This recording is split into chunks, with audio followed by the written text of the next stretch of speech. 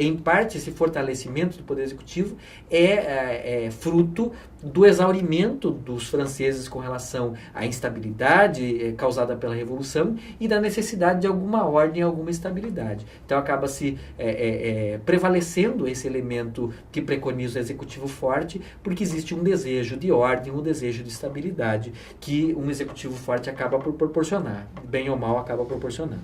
E esse ciclo se encerra com a Constituição de 1804, em que esse processo de consolidação do poder conduz de volta ao começo, né? Ou seja, você parte de uma monarquia absoluta, passa por uma monarquia limitada, passa por uma república democrática, uma república autoritária, e acaba caindo no mesmo ponto de partida, que é uma monarquia absolutista sob Napoleão, né, em 1804. O interessante é que esse ciclo se repete, como ensina o Maurice Henriot, né?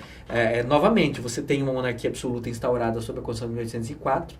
Essa monarquia passa a ser uma monarquia limitada sob as Constituições de 1814 e 1830. Não é? Depois, a monarquia é abolida e se proclama a república com a Constituição de 1848. Essa república, num primeiro momento, é uma república democrática, mas passa a ser uma república autoritária logo em seguida com a Constituição de 1851.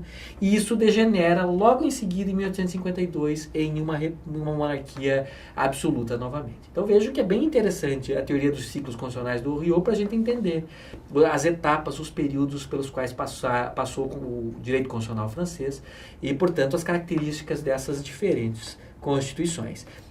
Se nós fôssemos examinar, não faremos isso, mas se fôssemos examinar as constituições posteriores a 1852, nós veríamos que quase o Maurice Henriot acertou de novo, num certo sentido. Então, aqui o nosso intuito é apenas traçar um quadro geral para a compreensão dessas várias constituições. Para fechar esse aspecto introdutório do direito constitucional francês, vale a pena dar uma olhada nessa classificação. Não é? Como é que os autores de direito constitucional francês normalmente classificam essas várias constituições? Eles falam em constituições revolucionárias. Quais são elas? Essas três primeiras, 1791, 1793 e 1795. São as constituições do período revolucionário, né, que são sucedidas pelas ditas constituições napoleônicas. Quais são elas? 1799, 1802 e 1804. Né? Consulado temporário, consulado vitalício. Aqui chama-se consulado porque a principal autoridade era o cônsul, o chefe do executivo. Em alguns momentos são 3 cônsules, mas o cônsul principal, que não, por acaso é Napoleão, é o que detém mais poderes. Né? E depois o império, né, que se instaura, com Napoleão sendo guindado à posição de rei dos franceses em 1804. A isso se segue as chamadas Constituições da Restauração, já referidas, 1814 e 1830, tentam fazer a transição de volta de uma monarquia absoluta para uma monarquia constitucional, uma monarquia limitada. E depois as Constituições da Segunda República e Segundo Império, que abrangem exatamente a Constituição de 1848, 1852 e 1870, as duas primeiras republicanas, a terceira imperial. E, por fim, nós temos as constituições da Terceira, Quarta e Quinta Repúblicas. Constituições de 1875, aquelas 3 leis orgânicas mais estáveis de quais nós falamos, né? Depois, Constituição de 1946 e depois, Constituição de 1958. Certo? Então, esse panorama geral é porque nós não temos tempo de entrar nos detalhes de cada uma dessas constituições e nem seria o caso de examinar ali as instituições como o consulado, o senado, etc., em cada uma dessas fases. Isso não é possível fazer nos limites de tempo do nosso curso. Quem tiver interesse em aprofundar essa leitura, nós remetemos as obras aí do professor Marcelo Caetano e do professor Jorge Miranda, que estão indicadas na bibliografia do curso, que tratam com mais detalhe de cada uma dessas fases, né? Dito isso, nós vamos passar para o sistema constitucional francês na contemporaneidade. Nosso enfoque principal será a Constituição de 1958. Não é?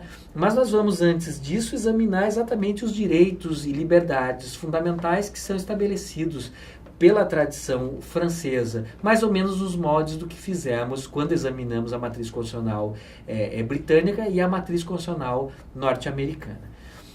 Primeiramente, não é, um elenco ali de alguns dos direitos e das liberdades que nós encontramos em documentos constitucionais importantes dessa matriz constitucional. E, notadamente, na Declaração dos Direitos do Homem e do Cidadão de 1789, que é um documento constitucional francês importante e que faz parte, inclusive, da atual Constituição francesa. O Conselho Constitucional francês decidiu que o rol de direitos e liberdades da Declaração dos Direitos do Homem e do Cidadão de 1789 faz parte integrante do sistema constitucional atual, ou seja, do sistema constitucional sob a Constituição de 1958. Então, isso se deve, inclusive, ao fato de que a Constituição de 58 não teve uma grande preocupação no estabelecimento de direitos e garantias fundamentais. Então, esses direitos, nós veremos, em boa parte, são direitos ainda presentes lá na Declaração dos Direitos do Homem e do Cidadão. São eles, por exemplo, direito à liberdade, direito à igualdade, direito à propriedade e à segurança pessoal, o princípio da legalidade, que tem a ver também com isonomia e com segurança, o sufrágio, ou seja, o exercício dos direitos políticos ativos e depois, inclusive, os direitos passivos, né, os direitos políticos passivos, legalidade, anterioridade e tipicidade penal, são princípios que já vão sendo estabelecidos aqui também de maneira bastante clara a partir da declaração. Proporcionalidade das penas é uma exigência que já estava presente em outras matrizes constitucionais, como nós vimos, e vai se fazer presente na matriz constitucional francesa. O princípio da presunção da inocência faz sua aparição aqui e vai influenciar outros sistemas posteriormente, né? As liberdades de opinião, de expressão e de religião também estão contidas aqui nesses documentos constitucionais que integram a matriz constitucional francesa. Aqui são alguns dispositivos que fazem parte da Declaração dos Direitos do Homem de 1789. O artigo 1º já estabelecia, né, expressamente: os homens nascem e permanecem livres e iguais em direitos. Então, aqui já está presente a liberdade e a igualdade, né? As distinções sociais não podem ser fundadas senão sobre a utilidade comum. O que é que significa isso? O banimento das instituições de castas, né, que eram típicas do antigo regime, típicas do período medieval. Aqui a ideia é isonomia jurídica e igualdade dos cidadãos em direitos e deveres. O artigo 2º estabelece a finalidade de toda associação política, ou de qualquer associação política, é a conservação dos direitos naturais e imprescritíveis do homem. Nós vemos aqui a ideia de que a sociedade política serve ao homem, né, e não o contrário. E nós vemos também a influência do direito natural, né, do justnaturalismo. Vejam aqui a afirmação da ideia de direitos naturais. Aliás, a ideia de uma declaração de direitos é uma ideia justnaturalista. A ideia é que esses direitos existiam por natureza e que a declaração só fazia reconhecê-los e não criá-los, não é?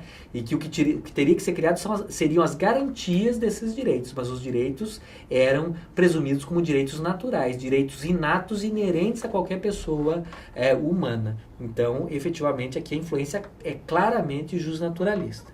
Esses direitos são a liberdade, a propriedade, a segurança e a resistência à opressão. Então, aqui nós temos, além desses 3 direitos clássicos, liberdade, propriedade e segurança, uma ideia, né, que é o direito de resistência. A ideia de que o indivíduo pode se opor à opressão, inclusive pela força, em certas circunstâncias, né, o controvertido, mas importante direito de resistência. A declaração segue, nós estamos apenas pegando alguns artigos, não vamos ler a declaração toda, mas alguns artigos que parecem particularmente importantes.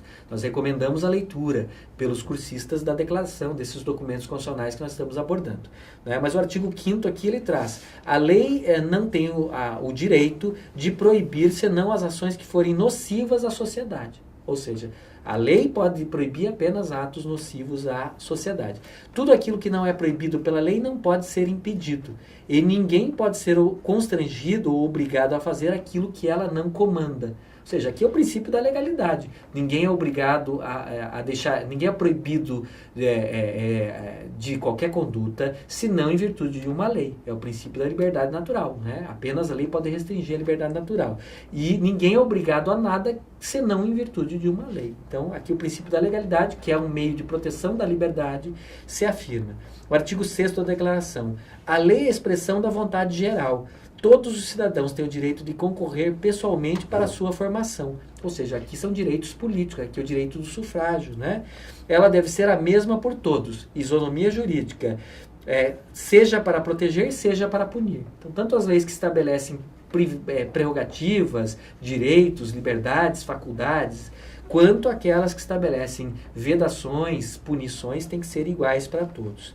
Todos os cidadãos são iguais a seus olhos, aos olhos da lei, e igualmente admissíveis a todas as dignidades, posições e empregos públicos. Aqui é uma ideia bem republicana, né?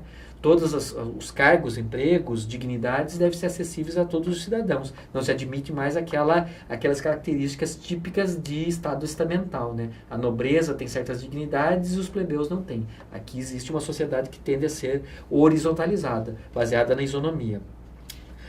E notem que interessante, todos os cidadãos são, a seus olhos, igualmente admissíveis a todas as dignidades, posições e empregos públicos de acordo com sua capacidade. Aqui é o princípio meritocrático, né? Cada um de acordo com a sua capacidade ou com o seu mérito. É o princípio que estabelece instituições como os concursos vestibulares ou os concursos públicos, né?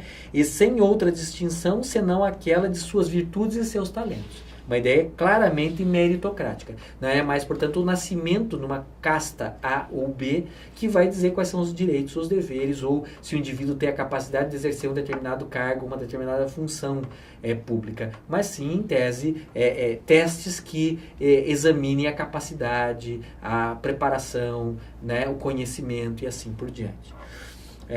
O artigo 8º, a lei não deve estabelecer senão as penas estritamente e evidentemente necessárias, e ninguém pode ser punido senão em virtude de uma lei estabelecida e promulgada anteriormente ao delito e legalmente aplicada. Várias ideias fundamentais aqui, né? As penas têm que ser estritamente necessárias, né?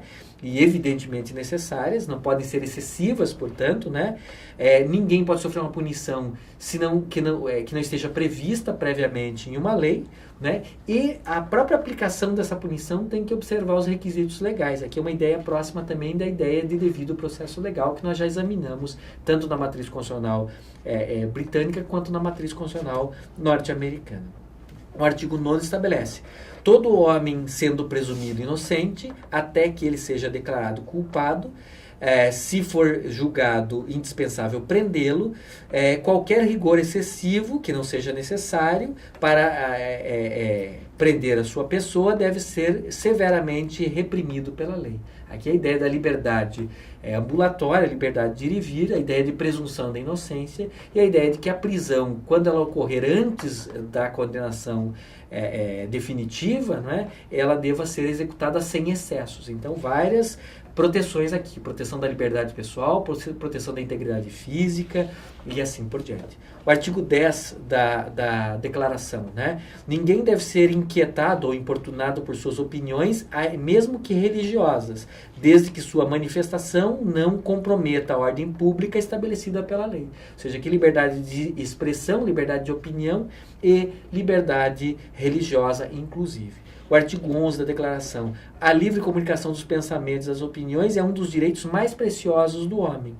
Todo cidadão deve, portanto, falar, escrever e imprimir livremente, salvo, ressalvada a responsabilidade pelos abusos de tal liberdade nos casos determinados pela lei. Ou seja, aqui a liberdade plena de comunicação, de expressão falada, de expressão escrita, de imprensa, né? E é o sistema que nós temos até hoje em muitos sistemas jurídicos constitucionais como o nosso. A regra é a ausência de censura prévia, a regra é a liberdade de expressão, condicionado, no entanto, à eventual condenação pelos abusos que forem cometidos com base nessa liberdade ou nessas liberdades de expressão, de manifestação do pensamento, seja pela palavra falada, escrita, ou seja por meios impressos. Então, grosso modo, esses são alguns dos vários direitos e liberdades que são garantidos, que são assegurados por essa matriz constitucional, principalmente a partir do texto da Declaração dos Direitos do Homem e do Cidadão de 1789. Examinado esse tópico, nós vamos examinar agora, de maneira mais detida, a Constituição, a última Constituição francesa, que ainda se encontra em vigor, que é a Constituição da Quinta República, a Constituição de 1958.